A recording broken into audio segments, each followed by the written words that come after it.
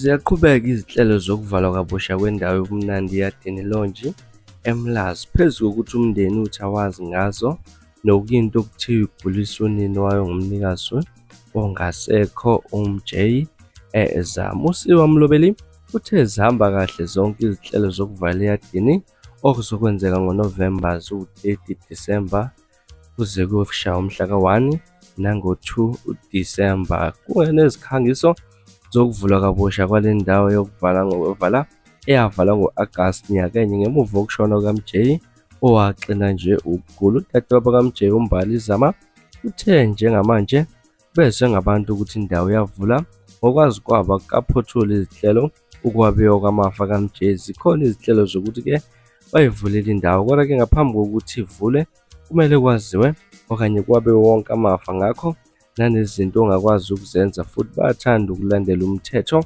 Akwenza umqondo ukuvula indawo kunezinto ezingakaphothulwa. Kuchaza uMbali uthe njengomndeni unina abafowabo nodadewabo balinde ukuza abavulayo ukuthi bafike kanjani kulesi sinqumo. Okwamanje abafuna ukuyithathela phezulu lento, kanti kukhona oqola abantu noma odlala ngabantu akafuni kodwa-ke ukuphawula kakhulu ngoba kunezinto ewazithusayo nabo. Kuchaza uZama uthe le mbiko ayehli kahle kumlwane unina wakhe. Bayazama njengomndeni kodwa ziba khona iy'nsuku eziba nzima ikakhulukazi kumama wakhe.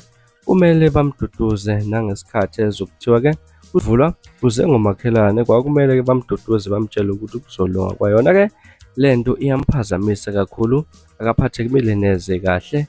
USiya uthe yena-ke uyaqhubeka nezinhlelo zakhe akafuni ukuyingena ukuxabana komndeni, naye-ke emndenini wakhe unokwakhe. Kuchaza uSiwa uthe uMJ washona nezinhlelo zokunikeza ama-shares kampani zabo.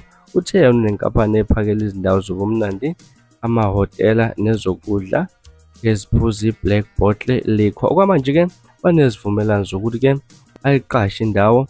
Angafuni ukusho ukuthi ngaphambi kokuthi uMJ ashone wathi ufuna u-50% wenkampani yakhe, ngathi naye ufuna u-50% weyadi. Ngebhadi kwenzeka okwenzeka. Uthe-ke uma ekhuluma nonkosikazi wakhe wamnika indawo, kusho uSiwa imizamo yokuthola unkosikazi kaMJ uBusi Zama ayiphumelelanga njengoba ucingo lwakhe belukhala lungabanjwa kwaze kwashaya isikhathi sokushicilelwa. USiwa uthe igama uzolishintsha kube i-Black Bottle.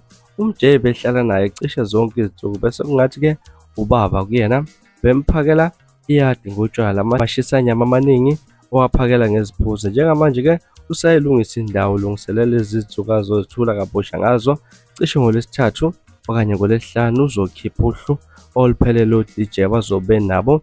Ngemuva kwalokho uzobe sevula iwaya. Uchaza uSiwa uthe ufuna indawo besezingeni eliphezulu ukuze bazoyihambela bayithokozele kakhulu.